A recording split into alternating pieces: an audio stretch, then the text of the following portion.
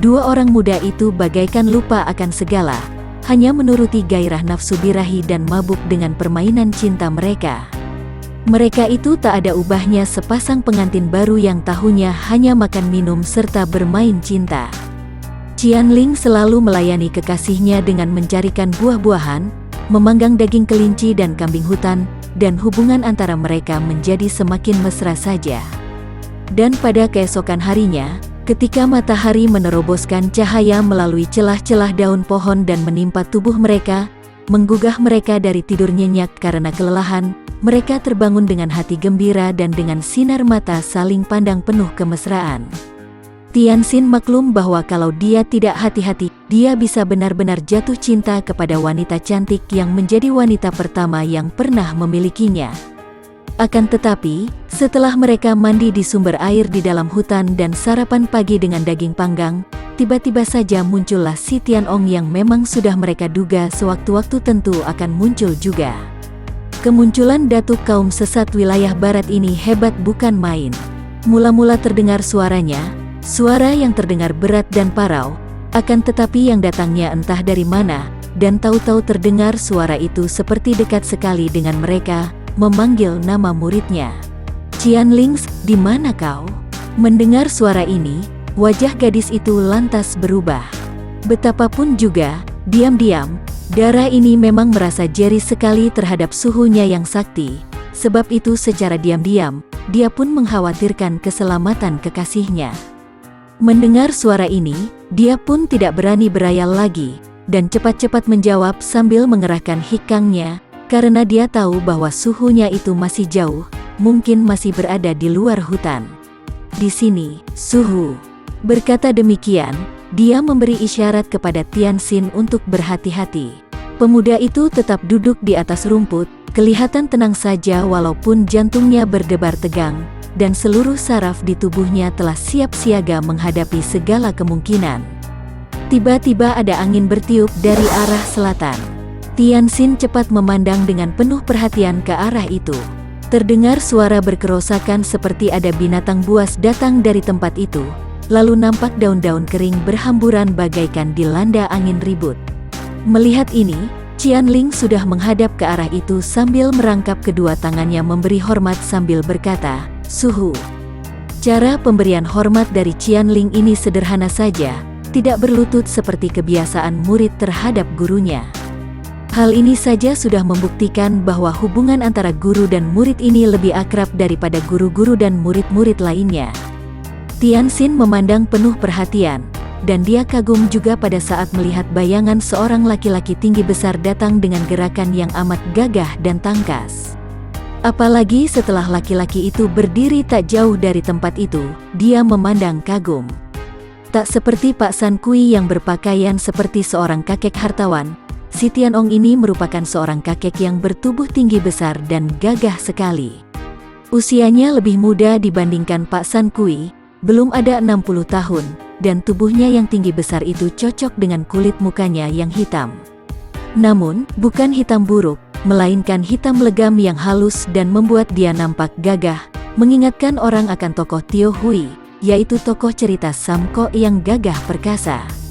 Dengan pakaian yang tidak terlalu mewah, mukanya yang hitam itu dihias sepasang mata yang lebar dan bundar, bersinar-sinar bagaikan mata harimau.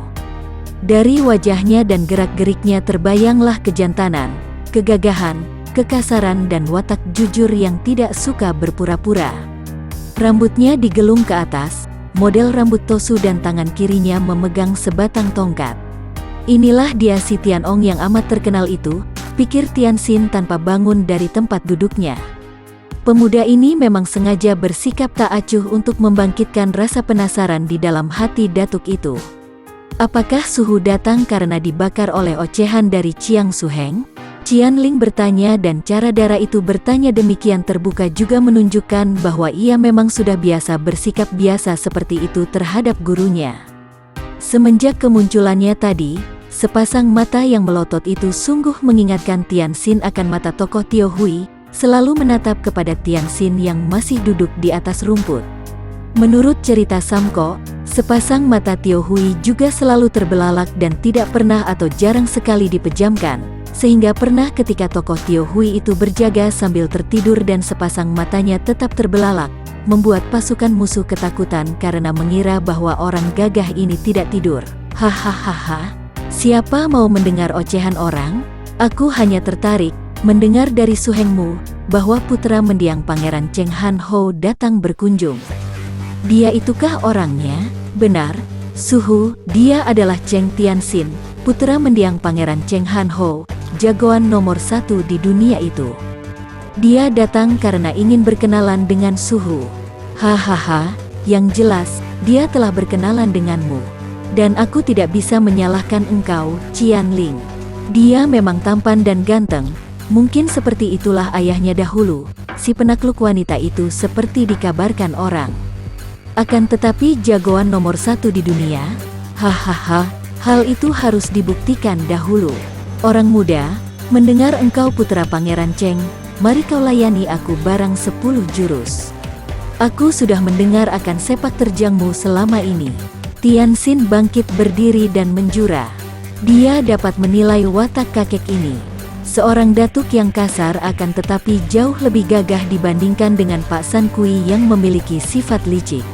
Boleh jadi datuk ini kasar dan kejam, tidak pedulian, dan mau menang sendiri saja, akan tetapi setidaknya dia ini jujur dan tidak curang.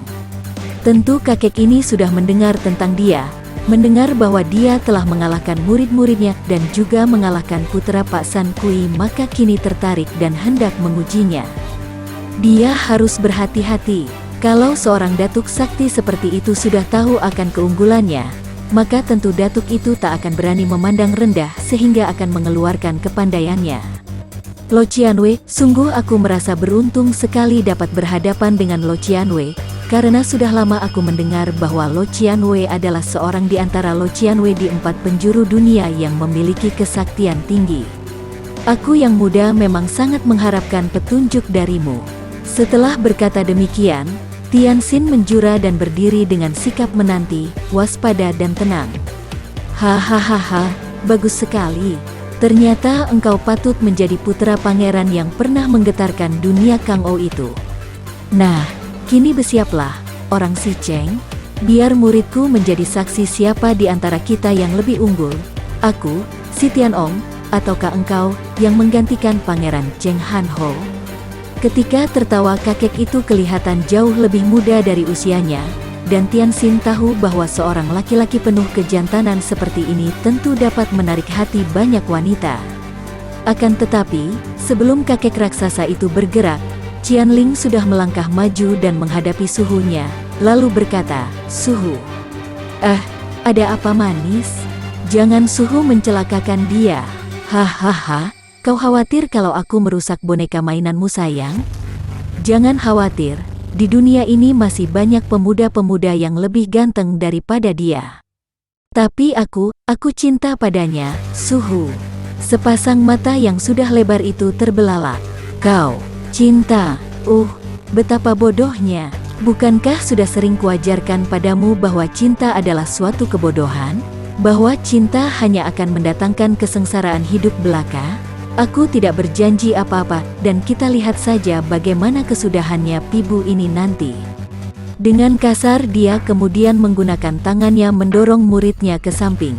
Terpaksa Qianling meloncat ke pinggir lantas memandang dengan alis berkerut karena betapapun juga, dia tahu akan kesaktian gurunya dan akan keganasan ilmu dari gurunya.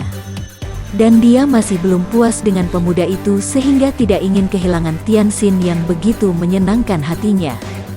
Kakek itu menggerakkan tangan yang memegang tongkat, lantas benda itu menancap di atas tanah sampai setengahnya. Nah, engkau boleh mempergunakan senjatamu, pedang itu akan kuhadapi dengan tangan kosong. Ini baru adil namanya mengingat usiaku lebih matang darimu. Majulah dan keluarkan pedangmu, orang muda. Manusia sombong, pikir Tianxin. Dia pun tak mau kalah gertak, maka dia mengeluarkan pedangnya, bukan dicabut melainkan mengeluarkan berikut sarungnya, dan dia pun lantas menancapkan pedang bersarung itu ke atas tanah. Lo Qianwei, aku datang untuk minta petunjuk, dan di dalam adu ilmu haruslah terkandung kejujuran dan keadilan. Apabila Lo Qianwei tidak mempergunakan senjata, aku pun masih mempunyai tangan dan kaki untuk melayanimu." Mata kakek itu semakin terbelalak, lalu tertawa. "Hahaha, engkau tabah sekali. Agaknya karena engkau telah menguasai ilmu dari Qin Ling Pai, seperti yang telah kudengar, maka engkau berani memandang ringan kepadaku, ya? Nah, boleh mari kita mengadu tangan dan kaki. Majulah, aku yang muda dan hanya tamu, mana berani maju lebih dulu?" "Silakan, Lo Qianhui." Sikap Tianxin yang selalu berlaku mengalah ini, sungguh-sungguh merupakan tamparan bagi si Tianong. Biasanya, karena dia memiliki tingkatan yang lebih tinggi, dialah yang mengalah sebagai sikap orang yang kepandaiannya lebih tinggi. Akan tetapi sekarang dia bertemu batunya, seorang pemuda yang bersikap mengalah kepadanya. "Bocah sombong, sungguh engkau tidak mengenal siapa si Tianong," bentaknya, dan sikap Tianxin itu berhasil membuat kakek ini marah. Memang inilah yang dikehendaki oleh Tianxin. Dia tidak ingin kakek itu main-main, akan tetapi ingin memancing agar kakek itu mengeluarkan seluruh kepandaiannya untuk dapat diukurnya. Setelah mengeluarkan bentakan itu, tiba-tiba saja kakek itu menerjang, dan dua lengannya yang berkulit hitam berbulu panjang dan berukuran besar itu menyambar dari kanan kiri. Dua tangannya dengan telapak tangan terbuka menyambar dari kanan kiri seperti orang hendak menepuk lalat, dan yang dijadikan lalatnya untuk dihimpit oleh kedua tangan yang lebar dan kuat itu adalah kepala Tianxin. Dua tangan itu saling bertemu, ketika dengan gerakan lincah Tianxin sudah melangkah mundur mengelak.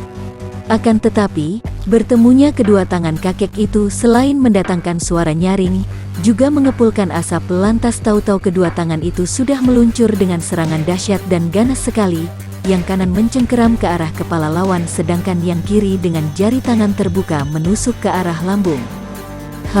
Tianxin berseru, kagum karena serangan itu sungguh sangat ganas dan cepat, sebelum kedua tangan datang sudah menyambar angin pukulan dahsyat. Dia pun cepat-cepat mengerahkan tenaga Tian Te Xin Qiang, sengaja menangkis kedua lengan itu dengan kedua tangannya. "Ah, inikah Tian Te Xin Qiang?" Kakek itu berseru kaget ketika merasa betapa kedua lengannya yang disaluri penuh tenaga sinkang itu bisa terpental, akibat terkena tangkisan pemuda itu. Maklumlah dia bahwa berita yang didengarnya mengenai pemuda ini tidak kosong belaka. Tenaga Tian Te Xin Qiang tadi saja sudah membuktikan bahwa pemuda ini mempunyai tenaga kuat sekali, jauh lebih kuat daripada tenaga murid-muridnya yang paling pandai sekalipun.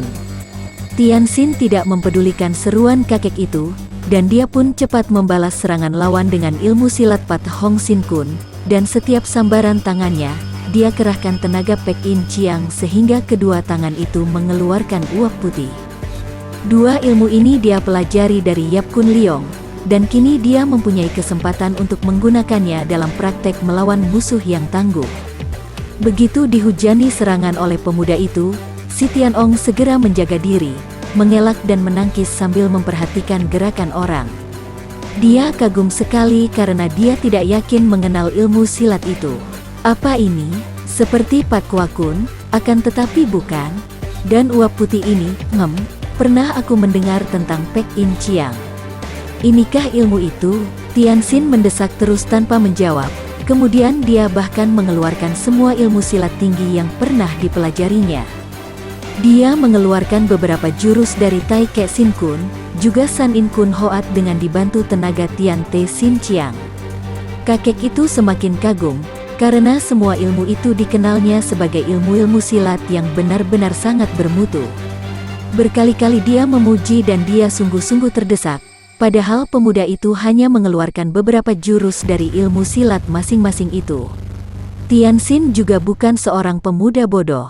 Dia tahu bahwa lawannya adalah seorang datuk yang sudah memiliki kematangan ilmu silat. Dia tidak mau dipancing seperti ketika menghadapi Pak San Kui, yaitu dipancing untuk mengeluarkan semua ilmu-ilmunya agar dapat dipelajari oleh datuk itu. Maka dia lalu mencampur-campurkan semua ilmu silatnya sehingga membuat lawannya bingung dan kagum sekali. Oleh karena maklum bahwa dia tidak akan mampu mempelajari ilmu-ilmu silat tinggi yang diselang-seling itu, dan tahu bahwa kalau dia hanya bertahan saja, besar kemungkinan dia akan terkena pukulan yang cukup ampuh dan berbahaya. Kini si Tianong mengambil keputusan untuk menyudahi pertandingan. Tiba-tiba, dia mengeluarkan teriakan yang parau menggetarkan bumi dan pohon-pohon di sekeliling tempat itu, dan berdiri dengan kedua kaki serta tangan terpentang lebar. Pada saat itu, Tianxin sudah melakukan serangan pukulan ke arah dada kakek itu. Melihat kakek itu berdiri dengan dada terbuka, mendengar pula betapa menyusul suara teriakan itu, dan tubuh si kakek mulai menggembung, tahulah Tianxin bahwa kakek itu sudah mempergunakan ilmunya yang mukjizat, yaitu yang oleh Qianling disebut sebagai ilmu Hoa Mo Kang. Akan tetapi dia tidak peduli dan memukul terus, untuk menguji sampai di mana kehebatan ilmu itu.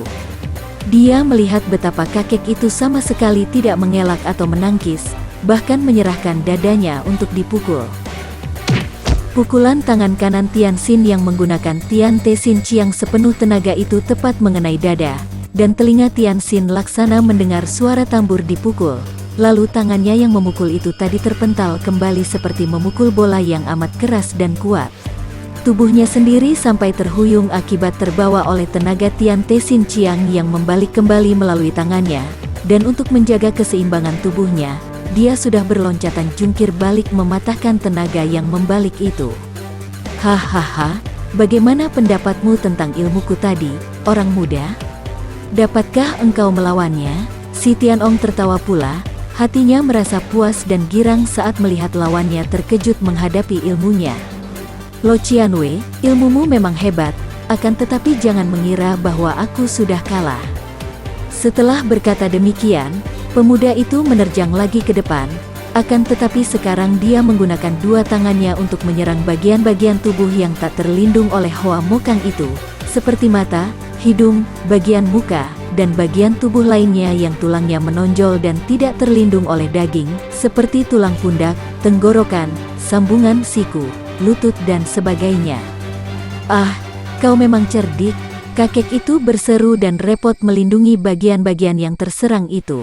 Akan tetapi karena tubuhnya sudah menggembung, maka mudah saja baginya, dengan hanya menggerakkan sedikit tubuhnya, maka bagian-bagian yang terserang adalah bagian yang terlindung hawa Hoa Mo Kang. Dan kini, begitu tubuhnya terpukul, maka otomatis tangannya langsung membalas serangan dari samping.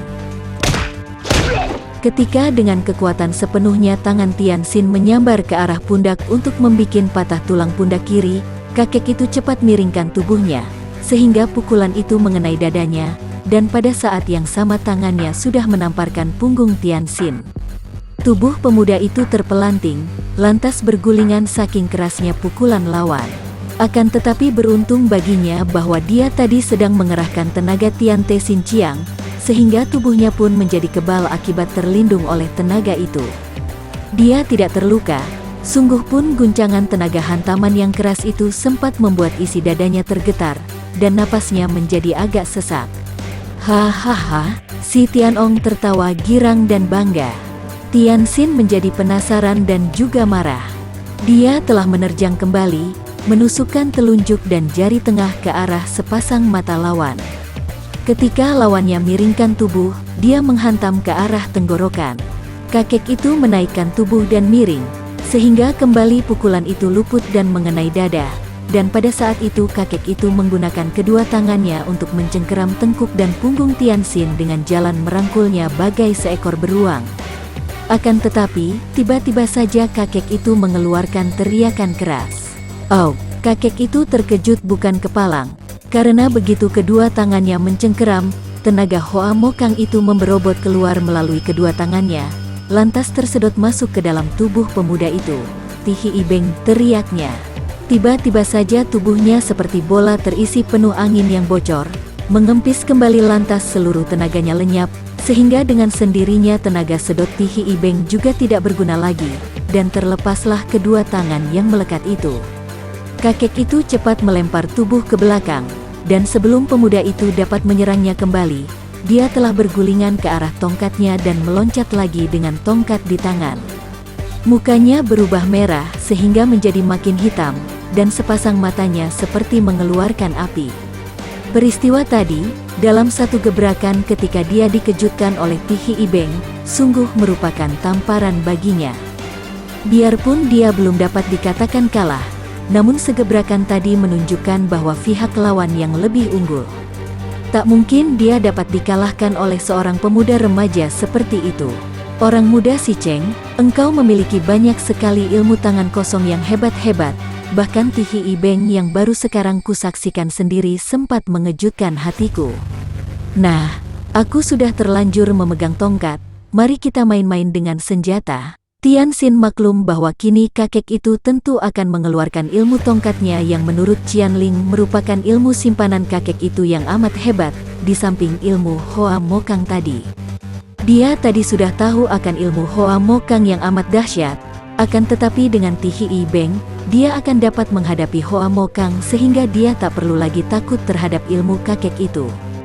Kini, kakek itu hendak mengeluarkan ilmu simpanannya, maka hal itu baik sekali baginya untuk menguji.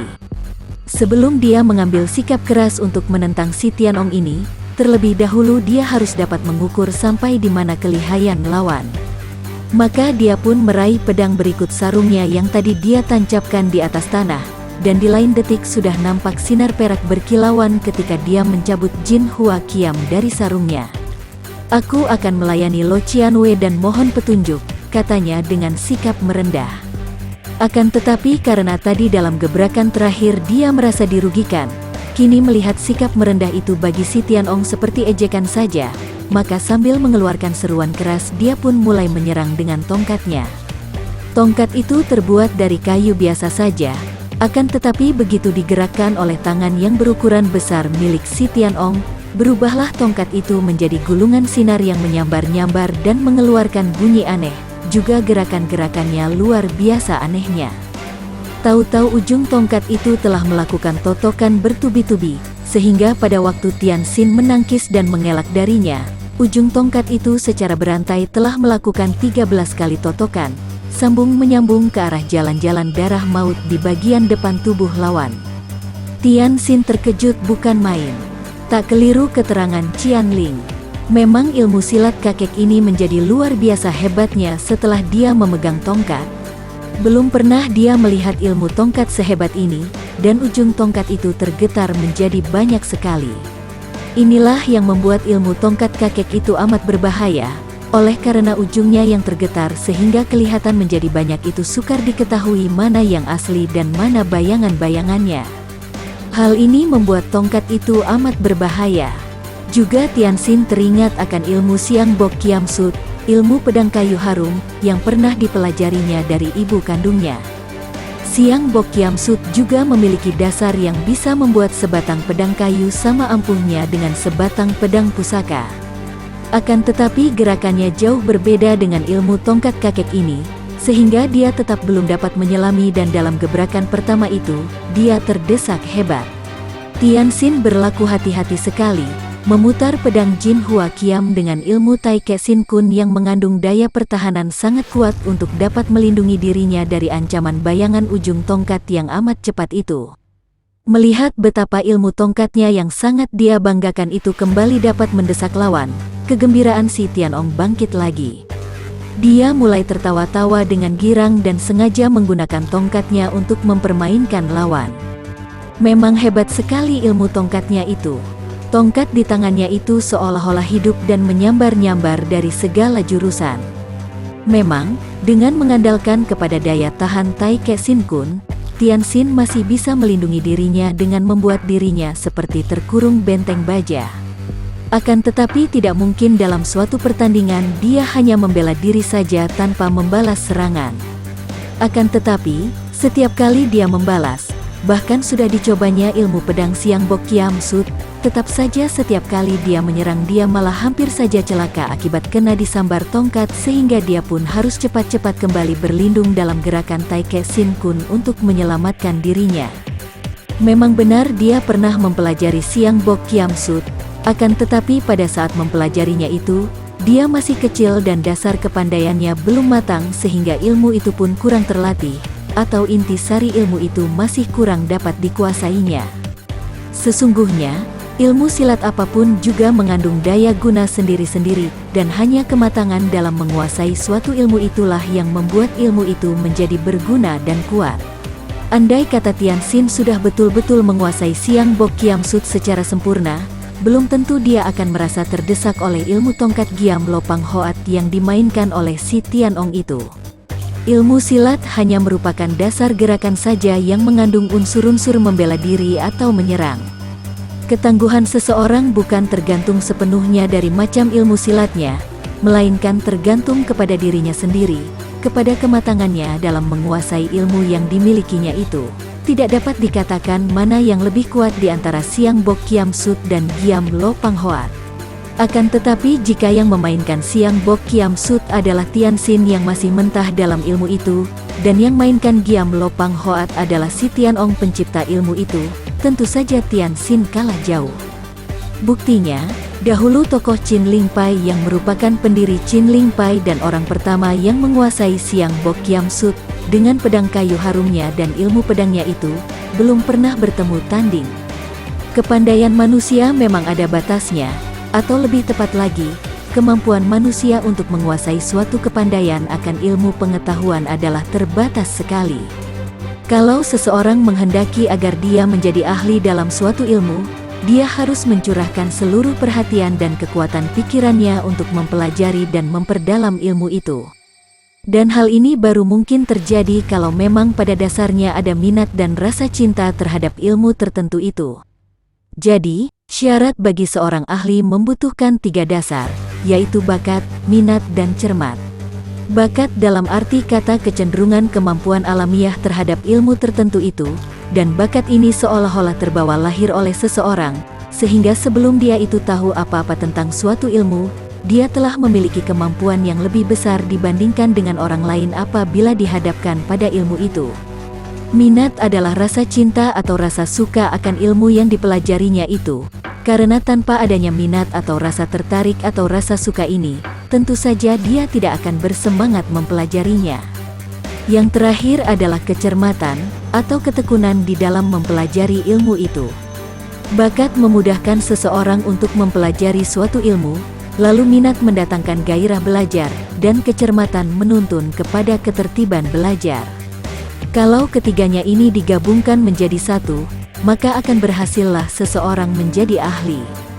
Jika satu saja di antara ketiganya ini tidak ada, maka akan sukarlah untuk menjadi ahli dalam arti kata yang sedalam-dalamnya. Tianxin adalah seorang pemuda yang memiliki bakat besar sekali dalam hal ilmu silat. Pada saat masih kecil sekali, hal ini dapat nampak jelas. Begitu belajar, secara naluriah gerakannya sudah cekatan dan patut. Dan dia memang mempunyai minat yang sangat besar terhadap ilmu silat.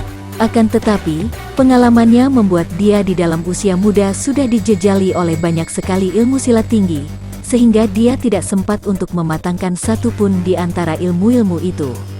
Oleh karena ketidakmatangan inilah, maka begitu dia berhadapan dengan lawan yang sudah matang ilmunya seperti si Tianong ini, dia menjadi kewalahan dan terdesak terus. Qianling yang sejak tadi mengikuti jalanannya pertandingan, memandang gelisah setelah melihat pemuda itu terdesak hebat oleh tongkat gurunya. Tadi pada waktu dua orang itu bertanding dengan tangan kosong, berkali-kali Qianlin menahan seruan kagum melihat betapa pemuda itu bukan saja dapat menandingi gurunya, bahkan mampu mendesak dan bahkan pada gebrakan terakhir gurunya itu nyaris kalah. Akan tetapi, setelah kini gurunya menggunakan tongkatnya, dia melihat betapa Tianxin terdesak hebat, dan sinar pedang perak itu semakin lama menjadi semakin kecil dan suram, didesak dan dihimpit oleh sinar tongkat di tangan suhunya yang terus terkekeh-kekeh dengan senang. Dia sudah mengenal gurunya, dan mengenal kekejaman hati gurunya yang tak mengenal ampun itu. Tentu saja dia merasa amat khawatir akan keselamatan Tianxin. Dia belum ingin kehilangan pemuda yang amat menyenangkan hatinya itu. Melihat betapa gurunya tertawa-tawa dan mendesak terus, bahkan sudah beberapa kali dia melihat ujung tongkat gurunya itu menghajar pangkal lengan kiri serta paha kanan kekasihnya, Qianling tidak mampu lagi menahan hatinya. Suhu, jangan, hahaha, dia belum kalah, hehehe, bukankah begitu, orang muda? Kakek itu mengejek, akan tetapi dia sungguh kecelik kalau mengira bahwa Tianxin mengaku kalah. Pemuda ini memang telah terkena beberapa kali pukulan, akan tetapi dengan pengerahan Tian Te Xin Chiang, tubuhnya kebal dan hanya terasa kulit dagingnya saja memar, akan tetapi tidak sampai menderita luka parah, sehingga dia masih terus bisa melakukan perlawanan tanpa pernah mengendur sedikit pun juga. Mendengar pertanyaan yang mengandung ejekan itu, dia menahan kemarahannya. "Aku memang belum kalah, Lo Qianwei," katanya. "Hahaha, agaknya kalau belum mampus engkau tidak akan merasa kalah." Kakek itu memutar tongkatnya lebih keras, dan Tianxin terkejut bukan main karena tanpa dapat dihindarkannya lagi, dadanya kena ditotok atau didorong oleh tongkat itu yang bergerak secara aneh sekali. Dia tidak terluka parah karena tenaga Tian Te Xin Chiang melindungi dirinya. Akan tetapi guncangan oleh totokan yang amat keras itu membuat napasnya seperti terhenti sehingga dia terpelanting. "Tianxin!" Qianling berteriak, akan tetapi pemuda itu sudah bangkit kembali. Tianxin maklum bahwa kalau dia hanya menggunakan ilmu-ilmunya yang biasa, maka dia tidak akan mampu menang. Teringatlah dia akan ilmu peninggalan ayah kandungnya. Tidak percuma selama ini, terutama ketika berada di rumah Pak San Kui, dia mempelajari ilmu ayahnya itu dengan tekun, terutama sekali gerakan dari ilmu Hok Te Sin Kun. Kini, begitu melihat kakek itu sambil tertawa-tawa menubruknya kembali sambil memutar tongkat, tiba-tiba saja Tianxin mengeluarkan pekik melengking, dan tahu-tahu tubuhnya telah berjungkir balik. Dengan gerakan yang aneh sepasang kakinya menendang-nendang menyambut tongkat, sedangkan tangan kirinya mencengkeram ke arah pusar, dan tangan kanan yang memegang pedang menggerakkan pedang membabat kaki lawan. Dia hanya menggunakan kepala saja untuk menunjang tubuhnya yang sudah berjungkir balik. Kakek itu terkejut sekali ketika tiba-tiba tongkatnya bertemu dua buah tongkat lain berupa kaki pemuda itu, dan merasa ada sambaran angin dahsyat yang menyerang dari bawah. Dia cepat meloncat, akan tetapi tak sempat mengelak dari hantaman tangan kiri Tianxin. Pemuda itu tadi mencengkeram, akan tetapi pada saat melihat lawan meloncat, lalu cepat mengubah cengkeramannya itu menjadi pukulan dengan tenaga Hok Liong Xin Chiang yang dahsyat. Perut kakek itu terkena pukulan. Memang kakek itu cepat mengerahkan sinkang untuk melindungi perut, akan tetapi tenaga Hok Liong Xin Chiang itu adalah tenaga mukjizat, maka tubuhnya terlempar dan terbanting roboh dengan keras sekali. "Hei!" Saking kagetnya kakek itu berseru heran. Akan tetapi saat dia bangkit berdiri, mukanya langsung menjadi merah saking marah dan malunya. Dia sudah terpukul roboh, dan dia pun pernah mendengar akan ilmu-ilmu aneh dari Pangeran Cheng Han Ho. Maka dia menduga bahwa ilmu jungkir balik tadi tentulah ilmu ayah pemuda itu. "Itulah jurus peninggalan ayah kandungku, Lo Qianwei," Tianxin berkata dalam keadaan tubuhnya masih berjungkir balik, merasa gembira bahwa jurus ilmu-ilmu silat peninggalan ayahnya demikian ampuhnya, sehingga dapat membuat kakek tangguh itu roboh. "Aku belum kalah," teriak si Tianong dan dia pun sudah menerjang kembali. Kemudian disambungnya dengan kata-kata yang penuh getaran aneh, "Berjungkir balik seperti itu tentu membuat kepalamu pening." Tongkat itu telah digerakkan lagi, dan kini kakek itu menyerang dengan hati-hati. Tianxin menyambut dengan kedua kakinya dan mulailah dia melakukan ilmu silat aneh dari ayah kandungnya. Akan tetapi tiba-tiba saja kepalanya terasa pening bukan kepalang. Benarlah kata-kata kakek itu tadi, berjungkir balik seperti itu membuat kepalanya terasa pening. Akan tetapi, dia segera teringat bahwa tidak biasa dia merasa pening apabila memainkan ilmu Hok Te Sin Chiang, sehingga tahulah dia bahwa kepeningan itu datang dari pengaruh ucapan kakek itu. Sebagai anak angkat sekaligus murid seorang sakti seperti pendekar lembah naga, tentu saja Tianxin sudah pernah digembleng oleh ayah angkatnya itu tentang bagaimana harus menghadapi kekuatan yang tidak wajar. Cepat dia mengerahkan hikangnya lantas mengeluarkan suara melengking, dan segera kepeningan kepalanya itu menjadi lenyap, dan dia pun dapat menyambut serangan lawan dengan baiknya, bahkan dia dapat membalas dengan serangan dari atas menggunakan dua kakinya, dibantu oleh kedua tangannya dari bawah. Kembali kakek itu merasa terkejut. Dia dapat merasakan getaran tenaga hikang dalam lengkingan suara pemuda itu, yang membuyarkan pengaruh sihirnya terhadap pemuda itu, dan kini dia kembali kewalahan menghadapi ilmu jungkir balik yang aneh itu. Tiba-tiba, kakek itu mengeluarkan suara aneh seperti orang membaca doa atau mantra, sehingga dapat dibayangkan betapa kagetnya hati Tianxin ketika melihat betapa tubuh lawannya itu perlahan-lahan lenyap. Mula-mula nampak suram-suram, lalu semakin lama bayangan kakek itu menjadi semakin tipis. Sukar baginya untuk melawan bayangan yang hampir tidak nampak ini, dan terpaksa dia meloncat lalu berdiri di atas kedua kakinya lagi sambil memutar pedangnya. Akan tetapi, kini bayangan lawan itu sudah tidak nampak lagi, walaupun gerakannya masih terasa dan tertangkap oleh pendengarannya. Tianxin kaget dan berusaha mengerahkan hikang sambil membentak. Namun sia-sia belaka, kakek itu betul-betul telah menghilang dan masih terus menghujani dirinya dengan serangan. Pemuda ini berusaha mengandalkan pendengaran telinganya untuk menangkis dan mengelak, akan tetapi tetap saja tak mungkin dia dapat melawan orang yang pandai menghilang ini, yang memiliki ilmu tongkat demikian aneh dan lihainya. Bagi teman-teman yang menyukai video ini, silahkan subscribe, share, and like. Jangan lupa nyalakan bunyi loncengnya untuk mendapatkan video-video terbaru dari kami, agar kami terus bersemangat dalam membuat video-video yang menarik. Mohon maaf kalau masih banyak kesalahan di sana-sini, semoga kedepannya kami bisa lebih baik lagi. Terima kasih.